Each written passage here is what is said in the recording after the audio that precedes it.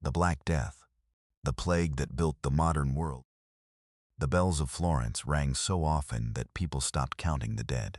Carts moved slowly through narrow streets, carrying bodies wrapped in rough cloth. Priests no longer entered every house. Some had already died beside the sick they had tried to comfort. Others fled into the hills, carrying herbs beneath their noses because they believed sweet smells could protect them from poisoned air. Inside one home, a father abandoned his own son. Inside another, strangers cared for children whose families had vanished in a single week. The city still stood. The market still opened. Yet the world that had existed only months before was already collapsing, and in the middle of that silence, something even stranger began to happen. Workers demanded higher wages. Peasants refused orders. Old laws lost their power. The plague did not simply kill millions of people. It broke the structure of medieval Europe itself. Most people remembered the Black Death as a disaster without meaning beyond death. They imagined it as a dark interruption in history, a terrible disease that passed through Europe and then disappeared. But that version missed the deeper story. The plague did not only destroy the medieval world. In many ways, it created the modern one. It weakened kings, transformed labor, changed religion, altered medicine, and opened social doors that had been locked for centuries. Even more surprising, some historians believe the survivors of the plague enjoyed better diets, higher wages, and greater freedom than earlier generations. There were also stranger consequences that history rarely discussed. Entire villages vanished from maps forever. Waves of fear produced violent attacks on minorities across Europe. And in the years after the plague, parts of Germany and France experienced outbreaks of what witnesses called dancing manias, where crowds danced in the streets until they collapsed from exhaustion. So the real question was not how the Black Death killed medieval Europe. The real question was why Europe that emerged afterward became stronger, richer, and more dangerous than the world that had existed before. In the early 14th century, Europe already stood close to breaking point. Its population had grown rapidly for generations. Forests had been cut down to create farmland. Cities expanded behind stone walls built for smaller populations. Yet prosperity rested on fragile foundations. Most peasants lived one failed harvest away from hunger. Roads turned into rivers of mud during heavy rain. Disease spread easily through crowded streets where animals and humans lived almost side by side. Power belonged to a narrow elite. Kings ruled by force and inheritance. Noble families controlled enormous estates. The church shaped nearly every part of life, from birth to burial. For ordinary people, life moved according to rigid rules that seemed as permanent as the seasons themselves. Then nature turned against the continent. Years of cold weather and endless rain ruined crops across northern Europe. The Great Famine of 1315 left entire regions starving decades before the plague arrived. In some towns, desperate people ate grass, bark, and dead animals left beside roads. Medieval Europe had entered the plague already weakened, exhausted, and frightened. And yet one surprising fact often disappeared from popular memory. Medieval trade had become more connected than many people imagined. Italian merchants traded with the Middle East. Mongol roads stretched across Asia. Ships carried silk, spices, and grain across enormous distances. Those same routes also carried rats, fleas, and disease. The medieval world was far more global than it appeared. Around the 1340s, the plague began moving westward from Asia. Contemporary writers described entire cities dying within months. In 1347, Genoese trading ships arrived in Sicily carrying sailors who were already feverish and covered in black swellings beneath their skin. By then it was too late. The disease moved with terrifying speed. Within a few years, perhaps 1/3 to 1/2 of Europe's population had died. Exact numbers remained impossible to calculate. In some villages, nobody survived long enough to record the names of the dead. And still, the most important consequence was not the disease itself. It was the emptiness left behind. A field without workers had no value. A lord without peasants had no wealth.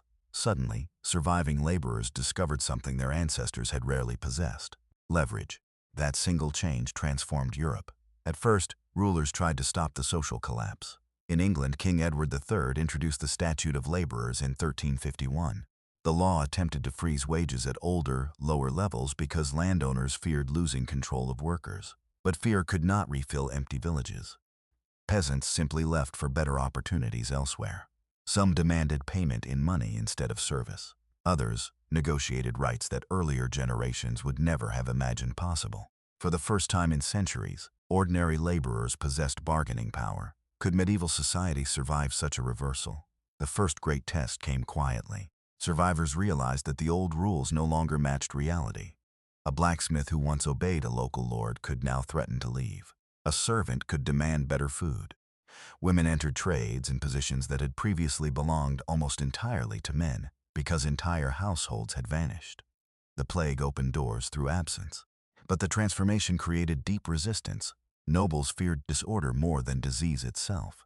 Religious authorities struggled to explain why God had allowed such destruction.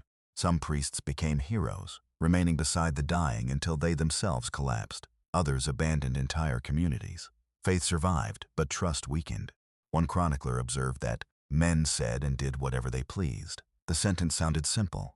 In truth, it described a revolution. Then came the turning point. In 1381, only decades after the plague, English peasants marched toward London in open rebellion. They demanded an end to unfair taxes and feudal restrictions. Many historians later connected the uprising directly to the social changes unleashed by the Black Death. People who had tasted greater freedom no longer wished to return quietly to older chains. The rebels eventually failed. Their leaders were killed, yet the old medieval order never fully recovered. And across Europe, other strange consequences appeared. Medical knowledge slowly improved because failure had become impossible to ignore. Cities experimented with quarantines. Venice created some of the earliest organized public health systems in European history. The very idea that governments carried responsibility for controlling disease grew stronger because of the plague. Meanwhile, art changed as well. Painters filled churches with skeletons, dying kings, and images of judgment. Death became impossible to hide behind wealth or status. A peasant and a prince now faced the same grave. But even at its peak, survival carried a terrible cost. Families disappeared in weeks. Property passed suddenly into the hands of children too young to manage it. Fear produced cruelty beside compassion. Jewish communities across Europe suffered massacres after false accusations claimed they had poisoned wells.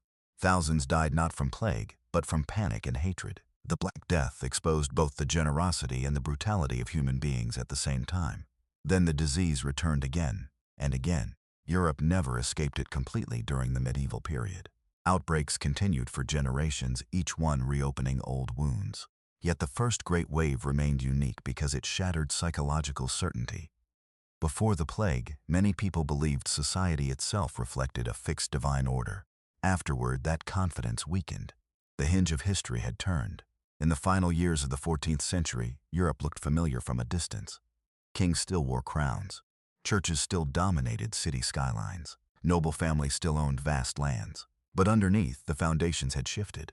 A laborer born after the plague entered a different world from one born before it. In some regions, meat became cheaper because fewer people competed for food. Land became easier to acquire. Some surviving peasants inherited property once reserved for elites. Universities slowly expanded medical study because old explanations had failed so completely. The medieval world had survived physically. Spiritually and socially, however, it had become something else. And perhaps that ending had always existed inside the beginning.